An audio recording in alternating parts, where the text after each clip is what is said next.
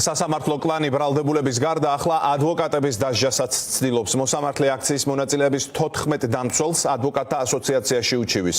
საქმე ეხება რეზონანსულ სხდომას, როცა მოსამართლე ირაკლი ხუსკივაძემ გადავსებული დარბაზი პრინციპულად არ შეცვალა უფრო დიდი სივრცით.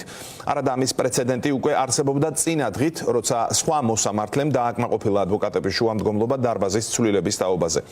ხუსკივაძის გაჯიუტების საპასუხოდ ადვოკატებმა სხდომა პროტესტის ნიშნად დატოვეს. სწორედ ამის გამო უჩივის მოსამართლე ადვოკატებს. გაფრთხილება, საქმიანობის შეჩერება და ადვოკატთა ასოციაციის წევრობის შეწყვეტა, რა სადამსჯელო ზომას გამოიყენებენ იურისტების წინააღმდეგ, ეს უახლოეს მომავალში გაირკვევა. ოლიგარქის რეჟიმა კი უკვე ადვოკატებზე ზეწოლის მექანიზმებიც აამოქმედა და მოსამართლის სახელით სხვა უფლებადამცველებს უთხრა, რომ თუ კი ხმას აიმაღლებენ, ისინი დაისჯებიან. იშვიათი სარჩელის ავტორი მოსამართლე ირაკლი ხუსკივაძეა. ის ადვოკატთა ასოციაციის ეთიკის კომისიაში დავას იწყებს იმ ადვოკატების წინააღმდეგ, რომლებიც პროევროპულ აქციებზე დაკავებული პირების ინტერესებს იცავენ. ზოგადად გააქვთ ინფორმაცია, მოსამართლეები რამდენად არიან ხოლმე მოტივირებულები, რომ ადვოკატებს უჩივლონ თქვენთან? სტატისტიკურად ძირითადი მომჩინები არიან კლიენტები, თუმცა არის რამდენიმე ერთეული შემთხვევა, როდესაც სასამართლოდან შემოსულა საჩივარი ადვოკატთა ასოციაციის პროცედურების პირობებში ყველანაირ პოლიტიკურ და რაიმე სახის დაინტერესებას და მიხეზვებას გამოურიცხო. არსებობს გაფრთხილება, საქმიანობის შეჩერება და წერობის შეწყვეტა. ეს სამი სახელი გვაქვს კანონით განსაზღვრული. საქმე ეხება 11 იანვრის სასამართლო პროცესს, როდესაც სხდომა ადვოკატებმა პროტესტის ნიშნად დატოვეს. მიზეზად დარბაზის სიმცირე დასახელდა, რის გამოც ბრალდებულებს ადვოკატებსა და დამსწრეებს სუნთქვა უჭირდათ და შეუძლებელი იყო მუშაობა. შექმნილი ვითარების გამო შეუძლოდ გახდა ერთ-ერთი დაკავებული ირაკლი მიმინოშვილი. სასწრაფო სამედიცინო დახმარების ექიმებმა მიმინოშვილის ჯანმრთელობის ცნობაში ჩაწერეს, რომ მან გონება სავარაუდოდ უჰაერობის გამო დაკარგა.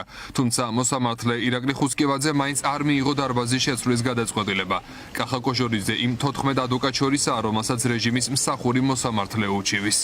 ელემენტარული თხოვნა არ გაითვალისწინა, როცა ბრალდებული ეხვეწებოდა, რომ აი ცუდად გავხდი, სასწრაფოს გამოძახება გახდა საჭირო და ისევ იმ კაბინაში ნუ შემაბრუნებ, სადაც ცუდად გავხდი და სასწრაფო დამჭირდა.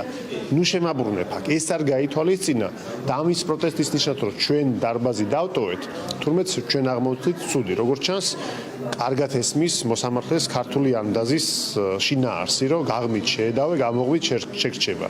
თავად დაარღვია ყველაფერი და ჩვენ რომ ბრალდებულების ინტერესების დასაცავად ნაბიჯი გადავდგით, ეს დარღვევა ჩაგვითვალა.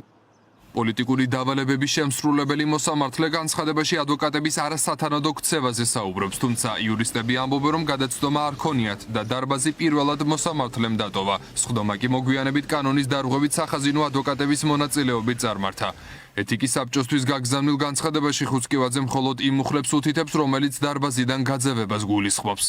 აუცილებლად წერილობით პოზიციას წარმოადგენთ ბატონი ირაკლი ხუსკივაძის პოზიციაზე, სადაც რა თქმა უნდა დეტალურად შევეხებით როგორც ორგანული კანონის მოთხოვნებს, ასევე მოსამართლის რავალდებულებები იყო და რა ნაწილში მიაჩნია მოსამართლეს, რომ არის დარღვეული დაცვის უფლება 19 წელია საადვოკატო პრაქტიკას ვახორციელებ. მთელი 19 წლიანი პრაქტიკის მანძილზე დავით ჭიკაიძეზე, ადვოკატზე, ასეთი ტიპის საჩივარი ეთიკის კომისიაში არ არის შეტანილი და არც ერთ ჩემ კოლეგაზე, რომლებიც კონკრეტულად ამ საქმეში მონაწილეობენ. საგულისხმოა ისიც, რომ ადვოკატებმა ბრალდებულების დაცვაზე უარი არ თქვეს და სასამართლოს კანცელარიას შესაბამისი განცხადებითაც მიმართეს, რომ დარბაზში ყოფნა ღირსების შემლახავი იყო. პროევროპულ აქციებზე დაკავებული მოქალაქეების უფლებადამცველები აცხადებენ, რომ კლანის სურვილია სინდისის პატიმრების სასამართლოს სხდომები მათი მონაწილეობის გარეშე ჩატარდეს. საქართველოს სისხლის სამართლის საპროცესო კოდექსის 95 მუხლის მესამე ნაწილით აქვს ეს განხორციელებული ეს ქმედება, რაც ითვალისწინებს, რომ თუ მოხდა დაარღვია წესრიგი ადვოკატმა და ადვოკატი არის გაძევებული სხდომის დარბაზიდან. ჩვენ არც ერთი ადვოკატი გაძევებული და არც ბრალდებული გაძევებული არ იყო საერთოდ სხდომის დარბაზიდან. ანუ სამართლებრივი პრობლემაც არის ის, რომ საერთოდ მოთხოვნა არასამართლებრივად არის ჩამოყალიბებული. თვითონ თავის მიერ ჩამოყალიბებული საჩივარი, რომელიც მიმართა ადვოკატთა ასოციაციას ეთიკის კომისიას, ისიც კი დარღვევით არის შევსებული. დისციპლინური გადაცნობის საკითხს ადვოკატთა ასოციაციის ეთიკის კომისია იხილავს. კომისია 15 წევრისგან შედგება. ადვოკატი, როდესაც მოქმედებს კლიენტთან შეთანხმებით, მოქმედებს სწორედ იმ სტრატეგიის ფარგლებში, რაც მას შეთანხმებული აქვს კლიენტთან და მისი მითითების ფარგლებში.